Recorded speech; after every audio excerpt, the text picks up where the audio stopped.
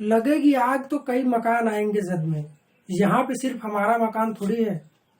नमस्कार दोस्तों, मैं आपका साथी वीरेंद्र कुमार अपने चंद शब्दों के साथ आपके पसंदीदा चैनल ज्ञानवान ट्यूटोरियल्स पर हाजिर हुआ हूँ। दोस्तों याद रखिएगा, 17 सितंबर 17 बजे 17 मिनट के लिए सरकार को संदेश देना है कि ये सरकार की तानाशाही नहीं चलेगी।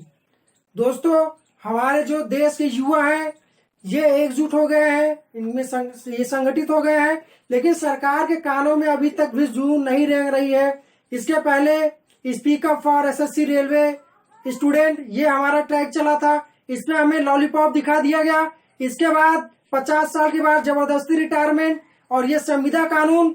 हद है मतलब सरकार की, और हद है अपने इस देश के निकम्मी मीडिया की। हमारे देश में इतना बड़ा बवाल मचा हुआ है, लेकिन न हमारे सरकार को फुर्सत है, न हमारे देश की दोगली मीडिया को फुर्सत है कि छात्रों के, युवाओं के और जो हमारे देश की समस्याएं हैं उनके ऊपर नजर डाल सकें। कोई एक प्रोजेक्ट जो कई सालों से बनता चला आ रहा है, अगर आज वो पूरा हो गया तो उसको प्रचार करने के लिए करोड़ों रुपए खर्च कर देंगे। हमारे कुछ नेता हैं जो केवल नाम बदलने में ही महारत हासिल किए हुए हैं। उनको लगता है कि नाम बदलने से ये लगेगा कि जैसे कोई, अगर हमारे बाप दादा को कोई मकान बना दिया है, अगर उसके ऊपर मैंने अपने नाम का टैग लगा दिया तो इसका मतलब वो समझते हैं कि ये मैंने बना दिया है। तो ये हमारे कुछ नेता हैं, नाम नहीं मैं लूंगा, लेकिन ये उनकी करामात है, आप सभी जानते होंगे। लेकिन हमारे देश की मीडिया जो है इसको बिल्कुल हाईलाइटेड नहीं दिखाएगी, ये दिखाएगी कि ये बड़ा न्यूज है और ये बहुत ही अच्छी उपलब्धि है। दोस्तों, आज एक हर युवा सवाल करता है, हर युवा ये पूछना चाहता है कि जो संविदा कानून आया है ग्रुप बी और ग्रुप सी की वैकेंसीज के लिए, कि अगर कोई छात्र किसी तरीके से मेहनत करके, किसी तरीके से ऋण लेके, कर्ज लेके अगर तैयारी करता है और 40 वर्ष की आयु में अगर उसे नौकरी मिलती है, तो अगर 5 साल के लिए उसे संविदा पर रखा जाता है, फिर 45 साल में उसको परमानेंट किया जाता है, तो वो 5 साल काम करे, उसके बाद 50 में उसको जबरदस्ती लात मार के निकाल दिया जाएगा। दोस्तों, अगर 40 साल तक अगर कोई युवा का मेहनत किया, अगर नौकरी मिली, 5 साल संविदा में काम किया, अगर जो उसका 60% अगर मूल्यांकन करने के बाद अगर उसे फेल कर दिया गया, क्यों फेल कर दिया जाएगा? क्योंकि वहां पे घुसखोरी, घूस नहीं दे पाएगा, वहां पे चापलूसी नहीं कर पाएगा। तो एक युवा सवाल पूछता है कि अगर जबरदस्ती अगर 5 साल में मूल्यांकन के बाद अगर युवाओं को नौकरी से निकाल दिया जाता है, तो वो फिर से तैयारी करेगा या आत्महत्या करेगा? ऐसा सेंसिटिव सवाल है, लेकिन हमारी मीडिया को और देश की दोगली जो सरकार है उसको समझ में नहीं आता है। ये इतनी बड़ी मुद्दा है। दोस्तों, आज हमारे ट्विटर पे बिल्कुल आप लोग ट्रेंड करा दीजिए कि हमें इस तो बायकॉट एमपीआई, ये संविदा कानून बिल्कुल नहीं चलेगा, और अब सरकार को ये जो तानाशाही वो बंद करनी पड़ेगी, और हमें रोजगार चाहिए, हमें रोजगार की बात करिए।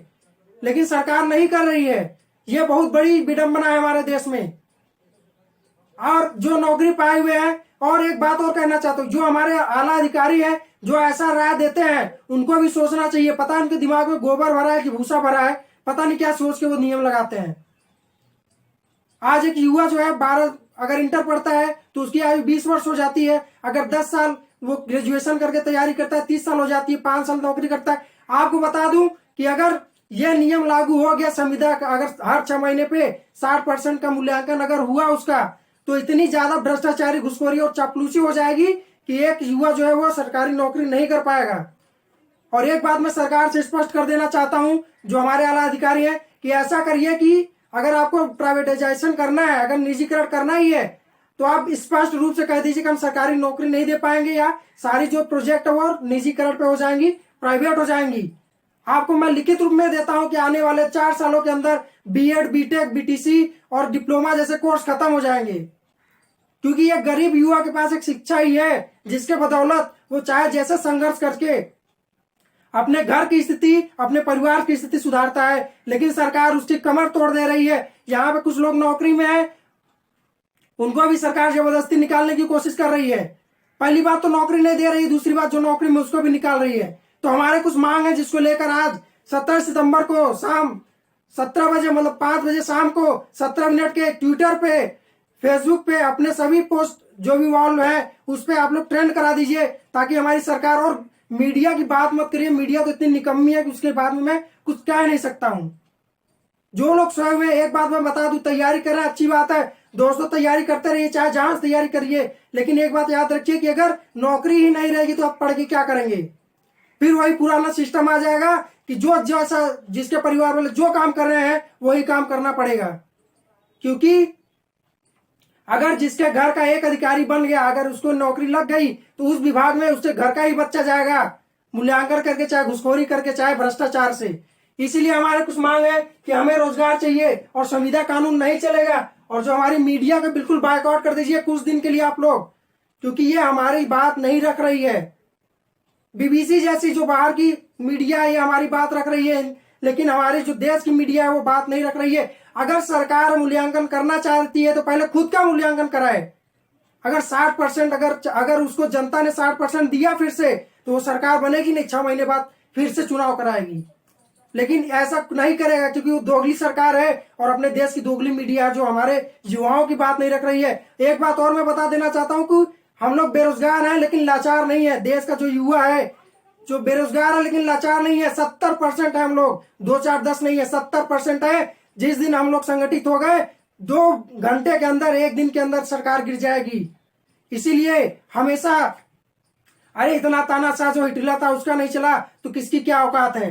तो हमारे देश के जो युवा है इनकी बातों को सरकार को समझनी पड़ेगी, हमारे मीडिया को समझनी पड़ेगी। और दोस्तों याद रखिएगा, पढ़ाई करते रहिए और जो संगठन है उसमें संगठित रहिए। और याद रखिए 17 सितंबर शाम के 17 बजे जो बेरोजगार दिवस है उसको बिल्कुल ट्रेंड कर देना है। इसी शब्दों के साथ मैं अपनी वाणी को विराम देता हूँ। धन्यवाद दोस्तों।